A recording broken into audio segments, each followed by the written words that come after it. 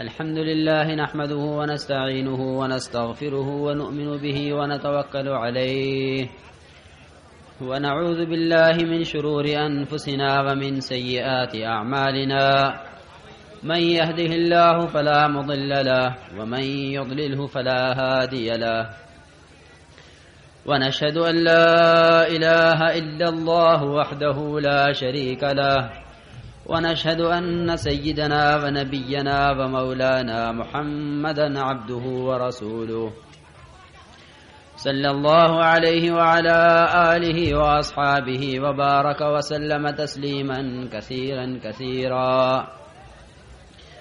أما بعد فأعوذ بالله من الشيطان الرجيم. والذين جاهدوا فينا لنهدينهم سبلنا وإن الله لمع المحسنين. وقال الله سبحانه وتعالى: قل هذه سبيلي أدعو إلى الله على بصيرة أنا ومن اتبعني. وقال الله سبحانه وتعالى: إنما يعمر مساجد الله من آمن بالله واليوم الآخر وأقام الصلاة وآتى الزكاة ولم يخش إلا الله فعسى أولئك أن يكونوا من المهتدين. وقال عليه الصلاة والسلام: لغدوة أو روحة في سبيل الله خير من الدنيا وما فيها، او کما قال علیہ الصلوۃ والسلام. میرے بھائیوں، دوستوں اور بزرگوں، اللہ تعالی کی طرف سے ہر انسان کو 3 سرمایے دیے گئے ہیں. 3 سرمایے زندگی گزارنے کے لیے ہر انسان کو دیے گئے ہیں: جان، مال اور وقت. یہ 3 بڑے بڑے سرمایے ہیں: جان، مال، وقت. ان 3 سرمایوں کا صحیح استعمال، ان 3 چیزوں کا اس کی جگہ پر خدا کے احکامات کے مطابق استعمال ہونا، ان 3 چیزوں کو غنیمت سمجھنا، مرنے سے پہلے ان 3 چیزوں سے فائدہ اٹھا لینا، یہ کامیابی کا راستہ ہے. اور جناب رسول اللہ صلی اللہ علیہ وسلم اور آپ سے پہلے کے تمام انبیاء علیہ السلام جتنے گزرے ہیں، ان سب کی جان، مال، وقت وہ امت کے بنانے میں، امت کو راہ راست پر لانے میں، دین کو دنیا میں زندہ کرنے میں، اسی میں صرف ہوا ہے. مال کا کوئی پیسہ، وقت کا کوئی منٹ اور جسم کا کوئی تقاضا وہ دین کے علاوہ پر استعمال نہیں ہوا ہے. جسم کا کوئی عزم، مال کا کوئی جو ہے پیسہ اور وقت کا کوئی منٹ، وہ خدا کے احکامات کے علاوہ یا خواہشات پر یا اپنی منمانی پر، اپنی دل چاہی پر ایک ذرے کے برابر بھی انبیاء کا اس پر استعمال نہیں ہوا، بلکہ انبیاء کا تمام جان، مال اور وقت وہ تمام کا تمام امت کو خدا کے ساتھ، خدا سے جوڑنے میں اور خدا کی مخلوق کو خدا کی راہ دکھلانے میں، خدا کے کنبے کو خدا کی طرف بلانے میں اس میں خرچ ہوا ہے. پھر محنت کا میدان انبیاء کا انسان بنے. قل هذه سبیلی ادعو الی اللہ، کہہ دیجئے آپ عام لوگوں میں اعلان کر دیجئے کہ میرا راستہ یہی ہے کہ میں مخلوق خدا کو خالق سے جوڑنے کے لیے ہوں، میں مخلوق خدا کو خالق سے جوڑنے کے لیے ہوں، لوگوں کو بندوں کی عبادت سے نکال کر بندگی پر لانے کے لیے ہوں، اور بندوں کو تنگی سے نکال کر فراخی کی طرف لانے کے لیے ہوں. یہ میرا کام ہے. اس اس لیے انبیاء کی محنت کا میدان انسان بنتے ہیں. اسی لیے فرمایا ہے الناس معادن کمعادن الذهب والفضة خيارهم في الجاهلية وخيارهم في الإسلام إذا بقوا.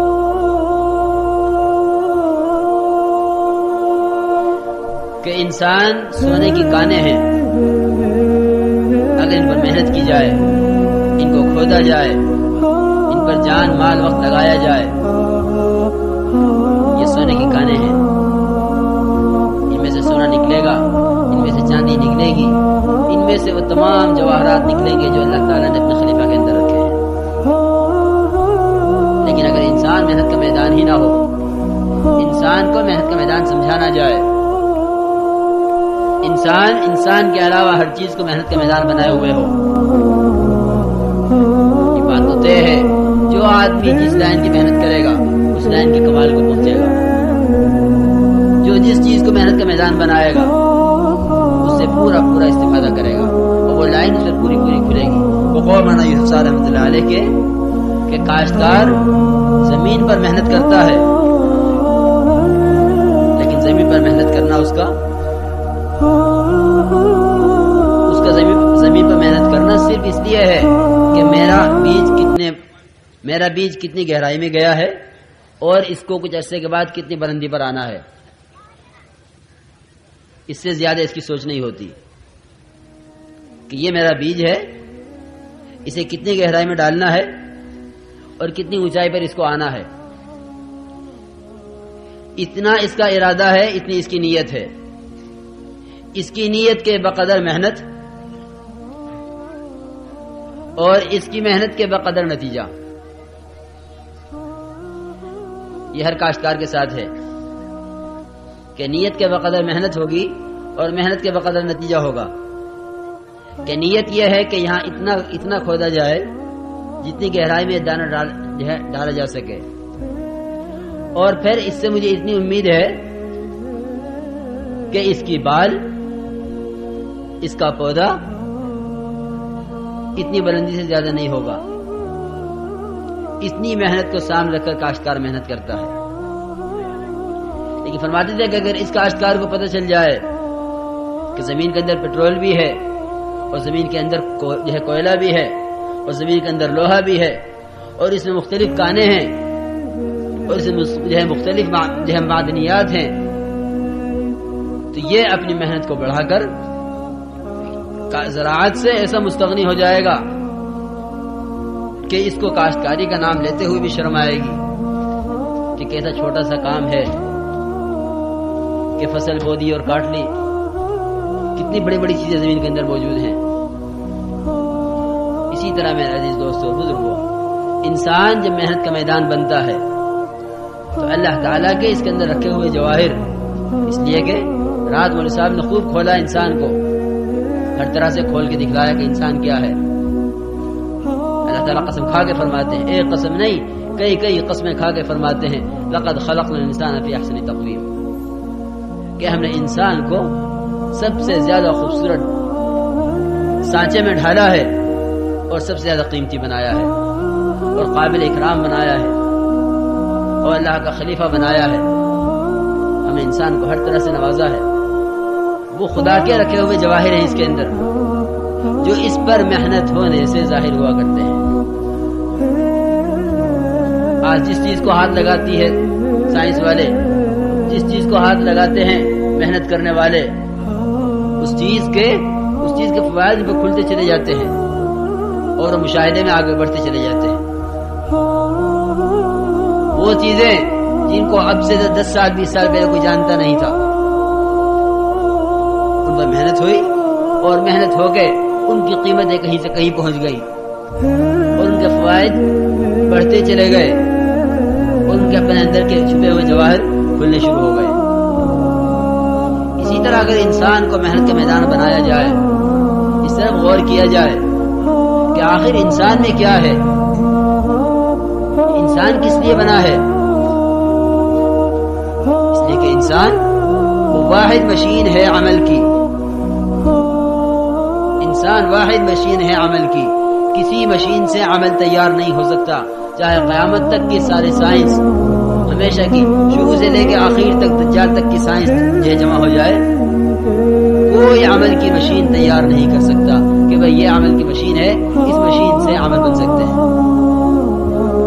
کہ کسی مشین سے نماز کا عمل بن جائے، کسی مشین سے روزے کا عمل بن جائے، کسی مشین سے زکوٰۃ کا عمل بن جائے، کسی مشین سے اعمال، کسی مشین سے اخلاق، کسی مشین سے معاشرہ بننے لگے، کہ ایسی کوئی مشین نہ بنی ہے نہ آئندہ بنے گی۔ اگر اس طرح کی کوئی مشین ہوتی یا بننی ہوتی آئندہ کبھی تو انسان اشرف المخلوقات نہ کہلایا جاتا، انسان اشرف المخلوقات نہ کہلایا جاتا۔ اس کی شرافت، اس کی کرامت، اس کا خدا کے یہاں مرتبہ، اس کا خدا کا خلیفہ ہونا، اس کا سارے عالم پر بھاری ہونا اور زمین و آسمان کا ایک انسان کے اللہ کہنے پر باقی رہنا، کیونکہ یہ تمام کی تمام جتنی کرامتیں اور شرافتیں ہیں وہ سب کی سب سے محض اس لیے ہیں کہ یہ انسان عمل کی مشین ہے۔ لیکن آج محنت کا میدان انسان کے علاوہ ہر چیز بنی ہوئی ہے، انسان کے علاوہ ہر چیز محنت کا میدان، اور انسان انتہائی بے قیمت، اس کی کوئی قیمت نہیں۔ اس کے پاس مال ہو تو اس کی جان خطرے میں، اس کے پاس عہدہ ہو تو اس کی جان خطرے میں، اس کے پاس جو چیز اس کے پاس ہے اس چیز کی قیمت چیز والے سے زیادہ ہے، اس کی قیمت کہ چیز والے سے زیادہ ہے، اس چیز کی وہ قیمت نہیں جو اس آدمی کی وہ قیمت نہیں جو اس کے پاس جو چیز ہے اس کی قیمت ہے۔ اس لیے وزیر کو بڑا نہیں سمجھتے، وزارت کو بڑا سمجھتے ہیں، مالدار کو بڑا نہیں سمجھتے، اس کے مال کو بڑا سمجھتے ہیں۔ آج اگر مالدار کے پاس مال نہ ہو تو اس کی کوئی حیثیت نہیں، آج وزیر کے پاس وزارت نہ ہو تو اس کی کوئی حیثیت نہیں۔ اور بقمان یوسف رحمۃ اللہ علیہ کے کہ اگر مال سے ہی قیمتی بنتا ہے انسان، اگر انسان مال سے ہی قیمتی بنتا ہے اور کوٹھی میں رہنے سے ہی قیمتی بنتا ہے اور ہوائی جہاز میں اڑنے سے ہی قیمتی بنتا ہے، تو فرماتے تھے کہ کوٹھی میں تو چوہے بھی رہتے ہیں اور کوٹھیوں میں کتے بھی رہتے ہیں اور ہوائی جہازوں میں کتے بھی سفر کرتے ہیں۔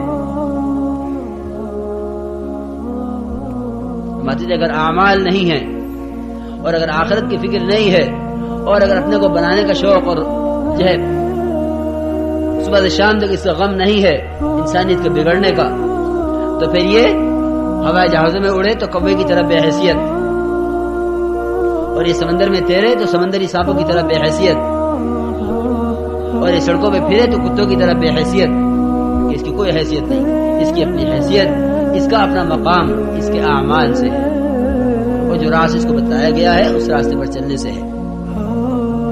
اس لیے جب محنت کا رخ بدلا جائے گا تو اللہ تعالیٰ تاکید کے ساتھ فرماتے ہیں جو ہمارے دین کی محنت کرتے ہیں ہم انہیں ضرور ہدایت دیتے ہیں، جو ہمارے دین کی محنت کرتے ہیں ہم انہیں ضرور ہدایت دیتے ہیں۔ والذین جاہدوا فینا لنہدینہم سبلنا، یہ نہیں فرمایا کہ جو محنت کریں گے ہم انہیں ہدایت دیں گے، تاجر تجارت کی محنت کرے گا ہم ہدایت دیں گے، کاشتکاری کی محنت کرے گا ہم ہدایت دیں گے، ملازمت کی محنت کرے گا ہم ہدایت دیں گے۔ جو جس لائن کی محنت کرے گا اس لائن کی ہدایت ہوگی، جو جس لائن کی محنت کرے گا وہ لائن اس پر کھلے گی، لیکن جو ہماری لائن میں محنت کرے گا ہم اسے اپنی لائن کی ضرور ہدایت دیں گے اور ضرور اپنا راستہ اس پر کھولیں گے۔ اس لیے میرے عزیز دوستو اور بزرگوں، ہمیں اپنی محنت کے رخ کو بدلنا ہے، ہمیں اپنی محنت کے رخ کو بدلنا ہے، اور محنت کے رخ کو بدل کر دنیا سے آخرت کی طرف، چیزوں سے اعمال کی طرف، اور فنا ہونے والی چیزوں سے ہمیشہ ملنے والی جو ہے نعمتوں کے حاصل کرنے کی طرف اپنے رخ کو ہمیں بدلنا ہے۔ کیونکہ جب رخ بدل جاتا ہے محنت کا، جب محنت کا رخ بدل جاتا ہے تو جسے رخ کیا گیا ہے اس طرف کی چیزیں نظر آنی شروع ہو جاتی ہیں، کہ ابھی محنت کا رخ کیا تھا، اب محنت کا رخ کیا ہے، ابھی محنت کا رخ چیزوں کا تھا، اب محنت کا رخ اعمال کا ہے۔ کیونکہ جب اعمال کے رخ پر آدمی پڑ جاتا ہے تو اعمال کے ذریعے سے مسائل حل ہوتے نظر آنے لگتے ہیں. لیکن کیونکہ ابھی محنت ہے ملک و مال کی، ابھی محنت ہے چیزوں کی، ابھی محنت ہے تجارت کی، ابھی محنت ہے زراعت کی اور ملازمت کی، ابھی محنت ہے خدا کی ذات سے بالواسطہ مسائل کو حل کرانے کی، خدا کی ذات سے بلا واسطہ اور براہ راست مسائل کو حل کرانے کی محنت نہیں ہے. جو کہیں کہ اس محنت کے رخ کے بدل جانے کی وجہ سے اعمال سے ہوتا نظر نہیں آتا کہ جس کے پاس اتنا مال اتنا کامیاب، جس کے پاس اتنی چیزیں وہ اتنا کامیاب، جس کے پاس اتنے ٹریکٹر وہ اتنا کامیاب، جس کے پاس اتنی بڑی ملازمت وہ اتنا کامیاب. کیونکہ ہم نے سب نے خود کامیابی کو سوچا ہوا ہے اور خود منازل طے کیے ہوئے ہیں. حالانکہ اللہ تعالیٰ قسم کھا کھا کے فرماتے ہیں کامیاب کون ہے اور ناکام کون ہے. قد افلح المؤمنون الذين هم في صلاتهم خاشعون. کامیاب کون ہے کہ کامل ایمان والے، وہ کامیاب ہیں ہمیشہ کی کامیابی کے ساتھ. الذين هم في صلاتهم خاشعون، جو اپنی نماز کے اندر خشوع و خضوع رکھتے ہیں، اپنی نماز میں نماز کو ضائع نہیں ہونے دیتے. ارأيت الذي يكذب بالدين فذلك الذي يدعو اليتيم. یہ کون ہے دین کا جے جھٹلانے والا؟ یہ ہے جو نہ مال کا حق ادا کر رہا ہے نہ جان کا حق ادا کر رہا ہے. فویل للمصلین، ہلاکت ہو ان نمازیوں کے لیے کہ نمازی ہوتے ہوئے نماز کو بھول جاتے ہیں. الذین هم عن صلاتهم ساہون، کہ نماز کو جانتے ہوئے، نماز کے فریضے کو فریضہ سمجھتے ہوئے اس سے غفلت میں ہے. یہ کہیں کہ اللہ تعالیٰ نے ہمیشہ کی کامیابی کا وعدہ فرمایا ہے الذین هم فی صلاتهم خاشعون والذین هم عن اللغو معرضون. جو چیز خدا کی یاد سے غافل کرنے والی ہے، جو چیز خدا کی یاد سے ہٹانے والی ہے، اگر گھوڑوں کے استبل میں ہیں اور وہاں نماز یاد نہیں رہی، سلیمان علیہ السلام گھوڑوں کے استبل میں گھوڑا کا معائنہ کرتے ہوئے کہ نماز یاد نہیں رہی.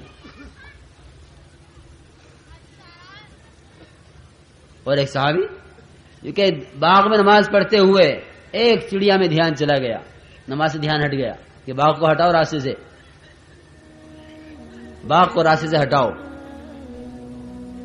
یہ نماز خراب کرنے والا ہے. صبح سے شام تک کتنے مسائل ایسے ہیں جو یوں کہلواتے ہیں کہ ہاں نماز ابھی پڑھ لیں گے، ابھی پڑھ لیں گے، ابھی پڑھ لیں گے.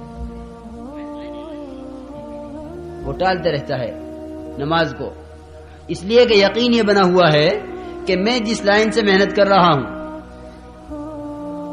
اس لائن سے ہر ایک اپنا اور غیر، خدا کو ماننے والا نہ ماننے والا، ایمان لانے والا نہ اور ایمان نہ لانے والا، ہر ایک کو اس لائن سے مل رہا ہے، ہر ایک کو اس لائن سے مل رہا ہے، ہر ایک کامیاب ہو رہا ہے محنت کر کے. مجھے نماز کے راستے کیسے مل جائے گا اگر محنت نہیں کروں گا؟ مجھے نماز کے راستے کیسے مل جائے گا جب ان میں سے کسی کو نہیں ملا ہے نماز کے راستے؟ ہر آدمی اپنی محنت میں قدم اٹھائے چلا جا رہا ہے اسباب کی طرف، دوڑ لگائے چلا جا رہا ہے اسباب کی طرف. عام آواز ہے دنیا دارالاسباب ہے سبب سے ہوگا، دنیا دارالاسباب ہے سبب سے ہوگا. یہ آواز نہیں ہے کہ ارے جس طرح دنیا دارالاسباب ہے اس طرح قلب بھی دارالایمان ہے. یہ قلب دارالایمان ہے، اس کی آواز نہیں ہے. دنیا دارالاسباب ہے، اسی کی آواز ہے. یہ کہیں کہ یہ دنیا دارالاسباب ہے، لیکن کب ہے؟ اس کے اسباب تیرے موافق کب ہیں؟ اور دنیا کی محنت سے اور اسباب کی محنت سے اسباب میں لگ کر خدا کی طرف سے اپنی چاہت کے مطابق فیصلہ کرانے اور اپنی مرضی کے مطابق بارش کرانے، اپنی مرضی کے مطابق صحت لینے، اپنی مرضی کے مطابق امن لینے، اپنی مرضی کے مطابق عزت لینے، اپنی مرضی کے مطابق مقدمات حل کرانے. کیونکہ خدا کی طرف سے جو چیز لینی ہوگی اس کے لینے کا راستہ وہ واحد صرف ایمان ہے، کہ ایمان مجبور کرے گا اس پر کہ خدا کی ذات سے ہوتا ہے، ایمان مجبور کرے گا اس پر کہ اسباب سے نہیں ہوتا. ایمان یہ بات بتلائے گا کہ ان تمام اسباب کی لائنوں میں جو کچھ ہے، خدا کی قسم بالکل جس کے پاس ایمان ہوگا اس کو ہوتا ہوا نظر بھی نہیں آئے گا. جو ہے اسباب کی لائن سے اس کو ہوتا ہوا نظر بھی نہیں آئے گا. اپنے اپنے مشاہدے کو ایمان سمجھنا اسی کا نام گمراہی ہے. اپنے اپنے مشاہدے کو ایمان سمجھنا اسی کا نام گمراہی ہے، اسی کا نام بے رہا روی ہے. کہ ہر ایک ایمان اپنے مشاہدے کا لیے بیٹھا ہے کہ میں یقین کے ساتھ کہتا ہوں کہ یوں کرو گے تو یوں ہو جائے گا. ہر ایک یقین دلاتا ہے اسباب کا کہ ایسے کرو گے تو ایسے ہو جائے گا.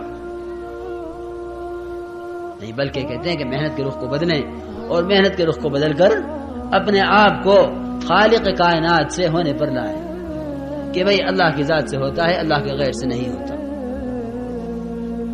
کیونکہ اس محنت، اس رخ کو بدلنے کے لیے یہ دیکھنا پڑے گا کہ جن کے رخ صحیح ہوئے ہیں انہوں نے کیا کیا ہے. انی وجہت وجہی للذی فطر السماوات والارض حنیفا وما انا من المشرکین. میں نے اپنا رخ بدلنے کے لیے بنے ہوئے سے بنانے والے کی طرف پھیر لیا ہے. اسے کہتے ہیں رخ بدلنا. زبان سے کہہ دینا نہیں،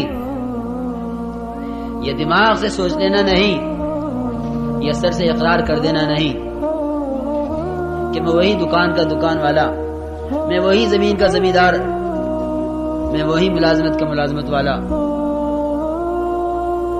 لیکن ہاں کہتا ہوں کہ اللہ کی ذات سے ہوتا ہے. حضرت ابراہیم علیہ السلام نے رخ بدلا اپنا، اور ایسا رخ بدلا کس سے بدلا؟ رخ ماں سے بدلا، باپ سے بدلا، نمرود سے بدلا، ملک کے ہر بڑے چھوٹے سے بدلا. نہیں ہوتا، اس سے بھی نہیں ہوتا، اس سے بھی نہیں ہوتا، اس سے بھی نہیں ہوتا.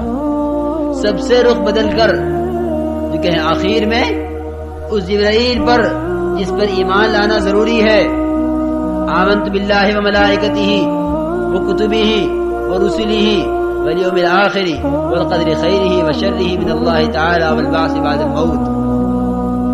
ایمان مفصل، اس میں ملائکہ پر ایمان لانا ہے. لیکن ملائکہ پر ایمان کس بات کا لانا ہے؟ کس بات کا ایمان لانا ہے؟ اس پر ایمان لاتا ہوں کہ یہ ملائکہ اللہ کے ملائکہ ہیں. اس پر ایمان نہیں لاتا کہ ملائکہ سے ہوتا ہے. یہ ایمان نہیں ہے. ملائکہ سے ہونا ایمان نہیں ہے. ملائکہ کے وجود کا یقین رکھنا ایمان ہے.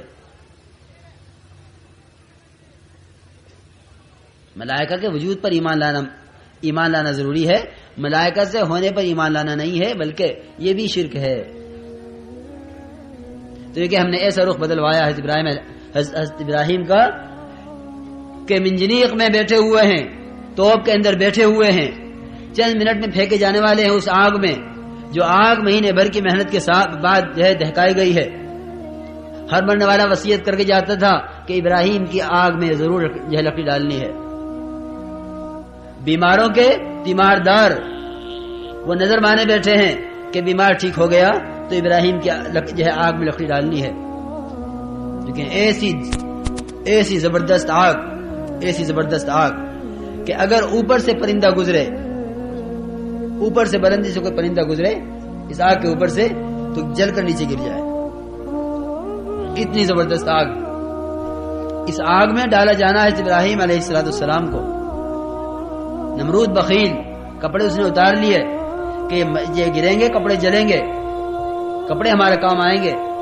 کپڑے اتار کر رکھ لیے اور ابراہیم علیہ السلام کو ننگا کر کے توپ کے اندر بٹھا دیا. खलबली मची हुई है ये मलाइका में, हमें क्यों नहीं भेजते? आपने मुझे पानी की कुव्वत दी है, आपने मुझे पहाड़ों की कुव्वत दी है, आपने मुझे हवा की कुव्वत दी है। और जिब्राईल अलैहिस्सलाम कि आपने मुझे उन तमाम कुव्वतों से नवाजा है जो कुव्वत आपने औरों को नहीं दी है, हमें क्यों नहीं जाने देते? हमने दोस्त इसलिए नहीं बनाया कि हमारे अलावा कोई भी पहुंच जाए मदद के लिए, हमने दोस्त इसलिए बनाया है कि हमसे कहेगा हम करेंगे।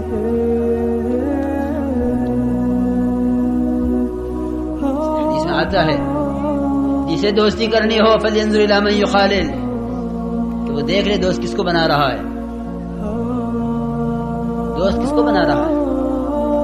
दोस्त बनाने से पहले देखो दोस्त किसको बना रहे हो, क्योंकि अल्लाह ताला ने भी दोस्त बनाने से पहले देखा है दोस्त किसको बना रहा। रुख सही है इसका या गलत है?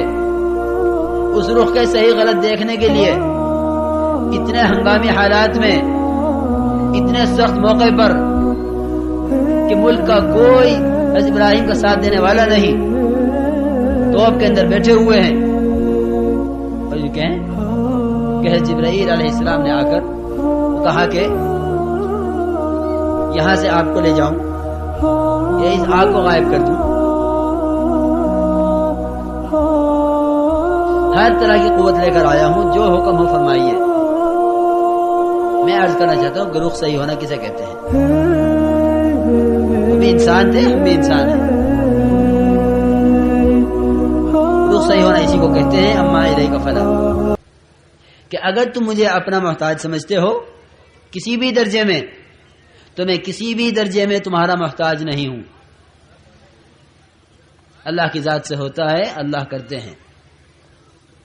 हालांकि जिब्राईल वो मुअतमद फरिश्ता है, वो मुअतमद फरिश्ता है जिस पर दोनों तरफ से एतमाद है कि गैर नबी की तरफ जा नहीं सकता और गैर खुदा की तरफ से आ नहीं सकता, गैर खुदा की तरफ से आ नहीं सकता और गैर नबी के पास भी जा नहीं सकता। जिसके पास भेजेंगे अल्लाह ताला वहीं जाएंगे। वमा नतनज़्ज़लु इल्ला बिअम्रि रब्बिक, कि नबी जी हम तो आपके रब के हुक्म से आते हैं। आपने पूछा जिब्राईल कहाँ गायब हो इतने दिन से, क्यों नहीं आते? अपनी मर्जी से नहीं आते, हम तो भेजे हुए आते हैं, जब हुक्म होता है तो जाते हैं। इतना मुअतमद फरिश्ता वो ऐसे सख्त मौके पर आके यूं कहे कि मेरे लायक कोई खिदमत, जबकि इत्तेफाक है कि इससे बड़ी कोई ताकत नहीं है खुदा की तरफ से दी हुई, किसी को इतनी बड़ी ताकत नहीं दी कि वो कदो कामत जिसकी कोई हद नहीं है, तहत सरा से लेके अर्श तक, और परों ने घेरा हुआ है सारा मशरिक मगरिब को, इतने लंबे चौड़े जिब्राईल जो कहें वो जब इंजीनियर में गए और पूछा कि क्या करूं, माया माया का फला, मुझे तुम्हारी जरूरत नहीं है। लेकिन जब इस तरह रुख सही हो जाता है तो फिर हम उसे इमाम बना देते हैं सारे आलम का। इन्नी जाइलुका लिन्नासी इमामा, इन्नी जाइलुका लिन्नासी इमामा, कि हम इब्राहिम तुम्हें क़यामत तक के लिए इमाम बनाते हैं, इमाम मिल्लत तुम हो। अब जनाब रसूलुल्लाह सल्लल्लाहु अलैहि वसल्लम को भी कि आप भी मिल्लत इब्राहिम का इत्तबा करें, हमने खलील चुन लिया है, आप मिल्लत इब्राहिम का इत्तबा करें। इसको कहते हैं रुख का सही होना। इस रुख को सही करने के लिए ऐसा नहीं है कि इब्राहिम अलैहिस्सलाम का रुख ही सही हो गया हो।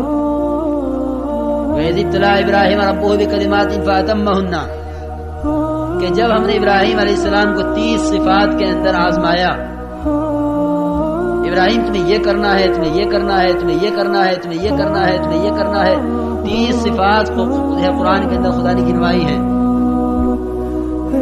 उन 30 सिफात को जब पूरा कर दिया, मुकम्मल कर दिया, फअतम्महुन्ना, इस तरह करने का हक था, इस तरह करके दिखला दिया। क़ाल इन्नी जाइलुका लिन्नासी इमामा, इब्राहिम हम तुम्हें अब इमाम बनाएंगे सारे आलम का। क़ाल व मिन ज़ुर्रियती क़ाल ला यनालु अहदी ज़ालिमीन, कि मेरी ज़ुर्रियत में,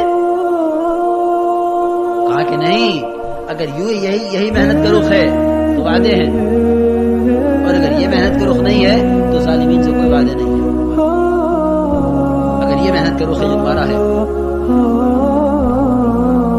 کیونکہ حضرت ابراہیم علیہ السلام نے ہر لائن کی قربانی دی ہے خدا کے دین کے تقاضے پر. بیوی کی قربانی، بچے کی قربانی، وطن کی قربانی، گرمی سردی کی قربانی. اللہ اکبر. ذرا اٹھا کے دیکھیں حضرت ابراہیم علیہ السلام کی قربانیوں کو تو اندازہ ہوگا کہ دعوت کا کام کیا ہے اور تبلیغ کسے کہتے ہیں. تبلیغ